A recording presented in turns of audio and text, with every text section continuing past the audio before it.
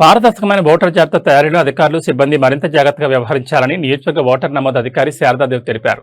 167 Tirupati assembly నియోజకవర్గంలో బిఎల్ఓలు, సూపర్వైజర్లకు మరియు additional ఏఈఆర్ఓలకు drop role తర్వాత చేయు కార్యాచరణపై కచ్చపి ఆడిటోరియంలో శుక్రవారం శిక్షణ కార్యక్రమం నిర్వహించారు. ఈ శిక్షణ కార్యక్రమంలో నియోజకవర్గ ఓటర్ నమోదు అధికారి శారదాదేవి మాట్లాడుతూ అధికారులు, సిబ్బంది మరింత అప్రమత్తంగా విధులు నిర్వహించాలని తెలిపారు. ముసాయిదాకు ముందు కాలంలో చేసిన పనుల గురించి వివరించారు. ముసాయిదాకు ముందు కాలంలో 2025 తుది ఓటర్ల జాబితాలోని ఓటర్లను 2002 ఓటర్ల జాబితాతో మ్యాప్ చేయడం జరిగిందని తెలిపారు.